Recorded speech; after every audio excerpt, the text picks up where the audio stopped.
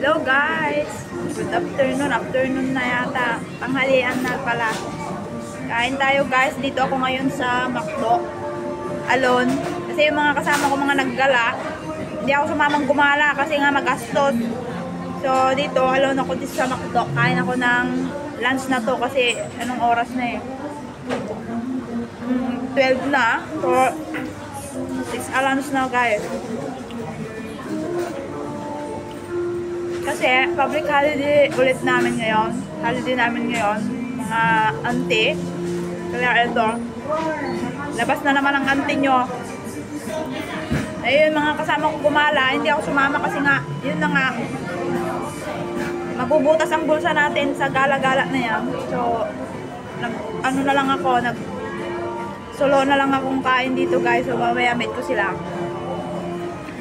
Kain ako ng McDo. So, tara guys, kain tayo ng tanghalian na to. Yan, ang pagkain ko. Meron tayong napes. Guys, ayaw ko sanang mag soft drinks. Kaya, ang pinili ko na lang na soft drinks ko ay 7-Up. So, para hindi masyadong ano. Kasi ayoko na nung Pepsi, makulay. Tayo ay nag-iingat konti sa ating health. Dahil marami pa tayong obligasyon sa buhay guys, kaya yun.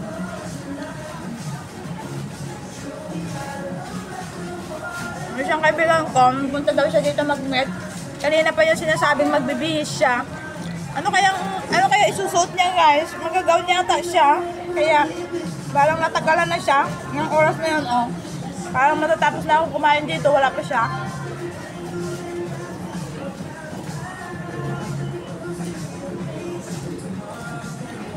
For how many months, ngayon lang ako kumain ulit ng McDo.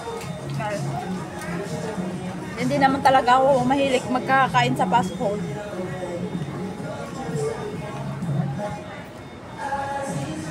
Pero ngayon, no choice tayo kasi nga mag-isa ko lang. Wala yung mga kasama ko nga gumala. Kaya sabi ko, ito na yung pinakamurang lunch. Kasama ko kasi sila, namimili kami ng kanin at saka ulam sa share kami sa bayad. So, dahil alone tayo, kaya ito na yung ating lunch. Pang ano lang din, pang isahan lang din sa mga tao.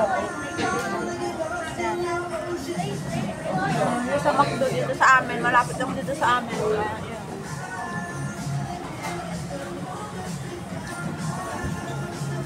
Kapon kasi gumala na kami.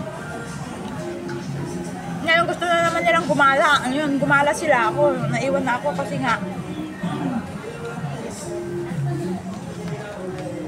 Baka hindi pa natatapos ang buwan, wala na tayong datong. My God. Nagkagala natin. Okay lang sana guys kung magsasahod tayo ng magkanong libo. Magkano lang yung sahod natin. So kaya nga natin i-budget wisely. Budget wisely ba guys? Kailangan natin gumastos na ayon sa ating sahod.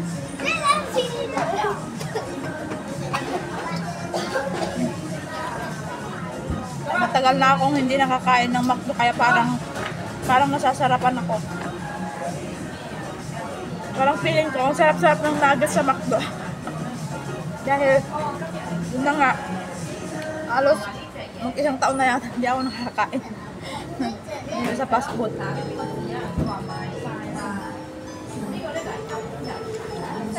Yun lang, kain tayo. Hello sa mga followers ko dyan, sa mga viewers ko dyan, mga nanonood dyan.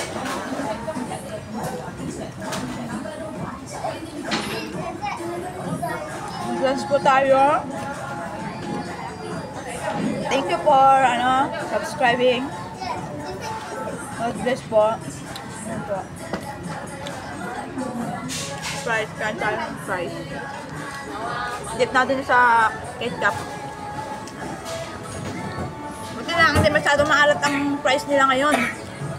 Noon pag kumakain ako ng ganito fries, parang ang daming asin. Mayaman sila sa asin, guys. Ngayon parang inipid na nila sa asin. Hindi masyadong maalat. Kunti na lang yung asin na natitikman ko ba.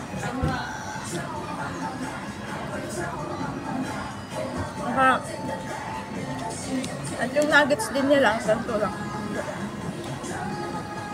Dip natin sa barbecue sauce.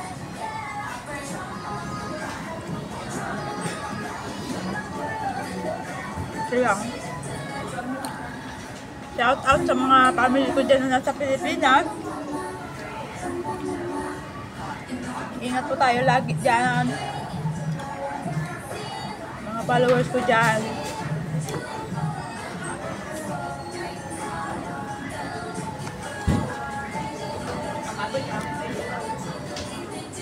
Ito namang serve na to.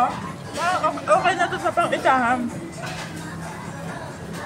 Busog ka rin naman na kasi nga may price, parang kanin mo na yung price. Tapos may nuggets.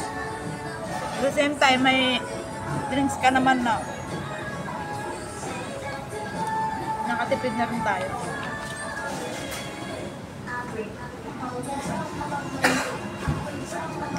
Guys, kain tayo. Tagal ng friend ko.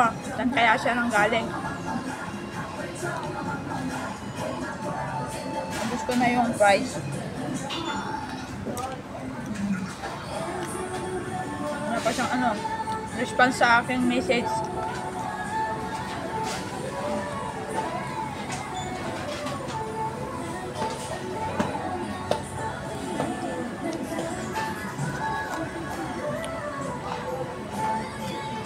Kadas ang holiday na tong araw na to. Bukas ay duty na naman ang kunyang nyo, ang auntie nyo. Sabak na naman tayo sa laban ng kwan. Thankful na lang at okay naman yung mga amo ko. So, mukhang mapagtsatsaan pa naman natin ng ilang taon.